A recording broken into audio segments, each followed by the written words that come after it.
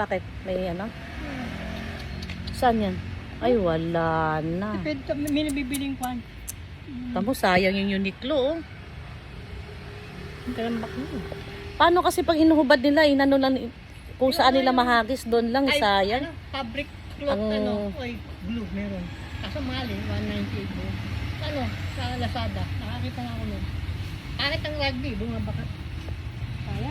Tignan mo, Lolo Dad, oh. Dad, sa tingin mo, tulog na? Sige. Ayo, ang tigas. Nagiba na yung mukha, oh. May piso. Ay, oo, may ano, no, laman na. Kaya ako ginagano ko yung sumagay, oh. Matawa siya. Ay, oo. Gising nga. Ay, yan. May nga yan.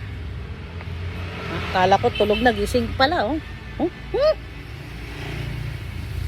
Kundi ka lang cute, ha? Kundi ka lang cute. Nasa labas yung isang kotse namin. Yan, kasi aalis sila. Kukunin nila yung bigas na binigay sa akin ng friend ko. Magkausap kasi kami ng friend ko na Chinese friend ko na si Jessica. Matagal kaming di nag-usap. Kasi siya busy siya, ako busy din. Once na magkausap kaming dalawa niya, ang tagal, Diyos ko, oras. Kahapon siguro mga 2 hours yata kami nag-usap. Almost 2 hours. So syempre, sharing ng buhay-buhay. Kung ano nang ganap, ganyan. Oh, tas biglang Jenny. Oh, yung ano, yung bigas ko, bibigyan kita. Ganyan siya. Alam mo pag naka-meet kayo ng Chinese na ano, na friend. Pag nagustuhan ka nila at nakuha nila yung loob, nakuha mo yung loob nila, at saka pag nakita nilang mapagkatiwalaan siya, naku, napakaswerte mo. Yan. Ako nga, di pa ako nakabawi dyan. Nahihiya na nga ako eh. Kaya, oops. Ay, tabi. Uy, tuwan-tuwa si kuya. Minsan nga, pagka nag-alok sa akin yan, pag nagbigay sa akin ng kung ano-ano, tinatanggihan ko minsan. Kasi nga, hindi pa ako nakakabawi. Hindi pa ako nakakapagbigay sa kanya ng kung ano-ano man, kung either gamit, pagkain, or anything, wala pa. Anytime. Nasa guard na. Nasa guard. Sabi lang daw, basta ang alam nung guard, si JM ang kukuha. Tabi. Nasa garden kami. Uy! Binili ka ni Tito? You say thank you to Tito. Thank you ako doon. You say thank you? Pagkatapos na. Very good.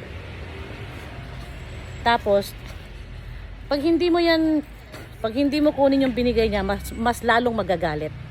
Kasi sabi niya, ang tinatanggihan mo ang grasya, masama yon, sabi niya. Pagka binigyan ka, hindi ka tatanggi. Bakit yun? Sige din.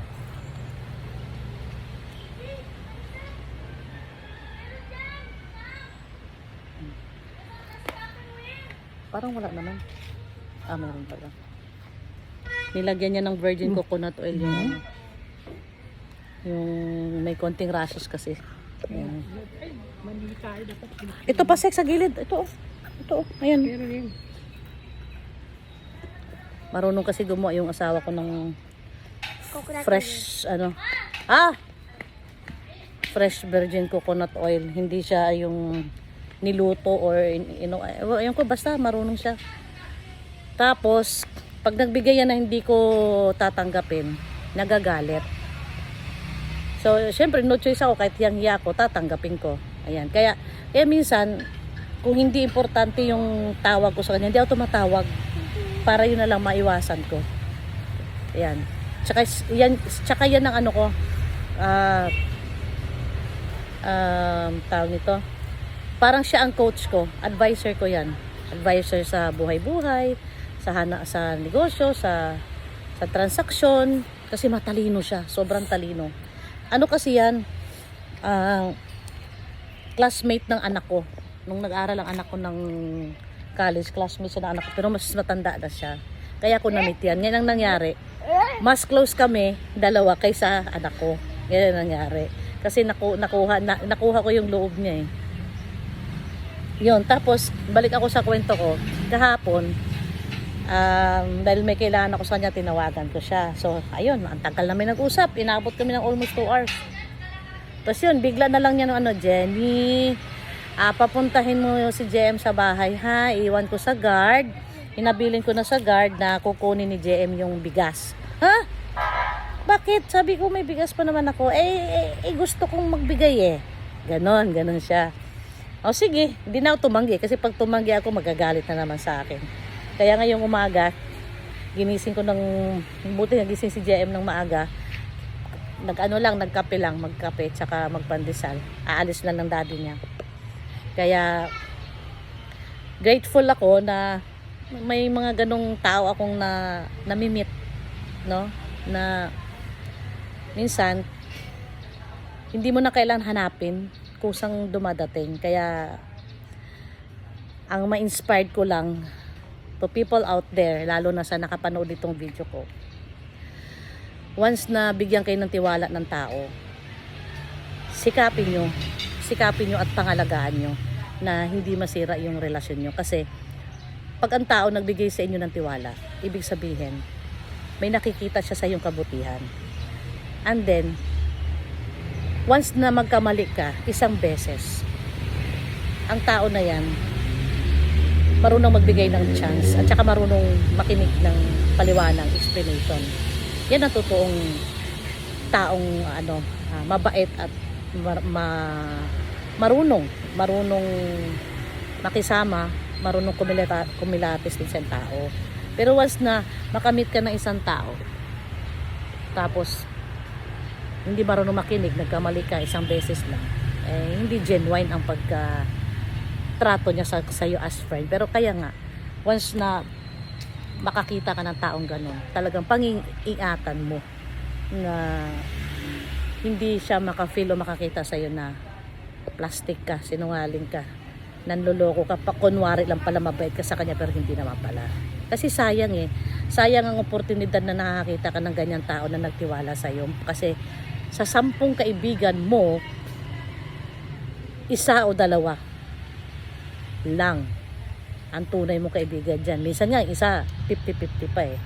Kaya yun lang sa akin. I hope na naka-inspired ako na kapag nakakita tayo ng isang kaibigan na nagtiwala sa'yo, pangangalagaan natin. Okay? So, hanggang dito lang muna aking little story about sa ganap ko kahapon na nagtawagan at nagkausap kami ng friend ko for almost 2 hours. Kaya na-share namin sa inyo. Habang karga ko si Princess Naya. Naya, batiin mo sila. Hello everyone, I'm Naya. Please subscribe my Mama Jenny YouTube channel, Jen Umpauco, and TikTok. Please follow my TikTok account, Instagram, and FB Reels. Thank you sa pagsubaybay nyo sa akin araw-araw dito sa aking munting video. I hope na na-enjoy po kayo kahit simple lang. Bye-bye! See you in my next video!